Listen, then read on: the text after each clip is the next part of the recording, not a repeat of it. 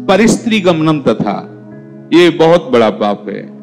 इसमें भागवत में आता है नरकों के वर्णन में कि जो स्त्री या पुरुष एक दूसरे को धर्म के विरुद्ध, जैसे जब तक ब्याह नहीं हुआ तब तक बच्चा या बच्ची को ब्रह्मचर्य रहना चाहिए। ये बड़े आनंद की बात होगी, आप रख के तो देखो। अगर आप ब्याह तक ब्रह्मचर्य रहे तो आपकी गृहस्थी ऐसी फली फूलेगी, आनंदमय होगी, देख लेना। अब जैसे गेहूं गलेथ में हो, गलेथ माने होता है कि बाली निकल रही है, फूल उसमें छोटे छोटे आ रहे हैं, अब उस फसल को काट लो, कुछ नहीं मिलेगा। महीना 2 महीना रुको, उसको दाना पड़ने दो, परिपक्व होने दो, फिर अन्न राशि लग जाएगी। ऐसे ही ये ब्रह्मचर्य है। जो बाल्यावस्था से यौवन अवस्था तक अपने ब्रह्मचर्य का नाश करते रहते हैं, वो गृहस्थी लायक ही नहीं रह जाते। मतलब वो बात नहीं होती जो जीवन में होना चाहिए, गृहस्थ धर्म के लिए अनिवार्य। तो जो बच्चा और बच्ची ब्याह नहीं हुआ तब तक ब्रह्मचर्य का पालन करे, और जब ब्याह हो जाए तो पहले तो ये था कि नाव चले जाते थे, गांव के नाव ठाकुर, वो ब्याह तय कराते थे। ना बच्चा देखता था ना बच्ची देखती थी। कितना निष्ठा, कितनी श्रद्धा। पाणी ग्रहण के समय भले वो देख ले कि फोटो वाला जमाना ही नहीं था, कभी किसी को जाना हो तो अपने लोगों में यहां शहर जाकर के वो पर्दा वर्दा लगाए होते थे, बैठ जाओ, वो जैसे कहीं जरूरत पड़ी उसमें। ऐसे मोबाइल ही नहीं था पहले की बात। कितनी श्रद्धा, विश्वास। कैसा है, रंग गोरा काला, स्वभाव, कोई मतलब नहीं। माता पिता या कोई तय करे आयो, जब पाणी ग्रहण हुआ उसी समय स्वीकार कर लिया कि आजीवन निर्वाह करना है, चाहे जैसे स्वभाव वाला हो, चाहे। बड़ी पवित्रता गृहस्थी में देखी गई, बड़ी पवित्रता, बड़ा जीवन। तो यहां तक मर्यादा।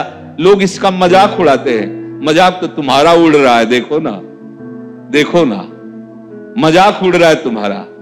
तुम्हारी क्या स्थिति है, क्या स्थिति है, अपने आप देखो तो आप खुद अपना मजाक करने लगोगे कि हमने अपना जीवन मजाक बना दिया। धर्म में सामर्थ्य होती है, धर्म में बहुत बड़ी ताकत होती है। ये जो बच्चे खिलवाड़ करते हैं या जो लोग खिलवाड़ करते हैं जानते नहीं। उसमें लिखा है कि जो स्त्री शरीर पर पुरुष से ऐसा कुछ संबंध करती है तो लोहे की तपती हुई पुरुष शरीर या स्त्री शरीर जो परस्पर ऐसा, उसमें कल्पों तक मरना है नहीं। कितना दाह होगा। रामचरितमानस में भी लिखा है, पति बंचक परपति रति करई, रोरो नरक कल्प सत परई। जो अपने पति की वंचना करके, धोखा देके किसी और पुरुष के साथ वैसा व्यवहार करती है तो बोले 100 कल्प तक रोरो नरक में पड़ती है। ये शास्त्र झूठे नहीं, 100 कल्प तक रो।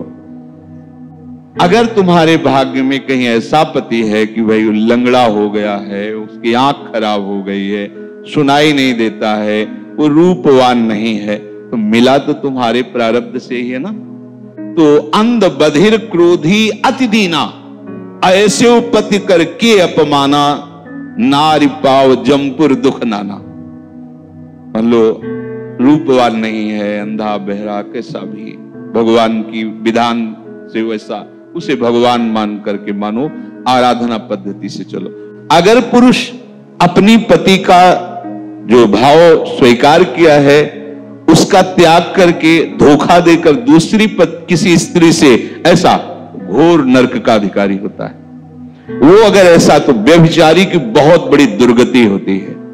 तो ऐसा कोई न समझे कि हम परिस्त्री गमन करके गोपाल शास्त्र नाम कर लेंगे तो पाप से बच जाएंगे। बकाया सामर्थ्य इतनी है कि अगर आप आज तक गलती हुई ऐसी, और आज से स्वीकार करो कि अबलो नशानी अबना नशी हूं, और आप भगवान नाम कीर्तन करो, गोपाल शास्त्र नाम कीर्तन करो, तो निष्पाप हो जाओगे। वो पाप आपको भोगना नहीं पड़े।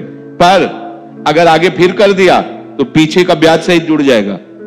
ये उन्हीं के लिए है, अबलो नशानी, चाहे जितना बड़ा पाप हो गया।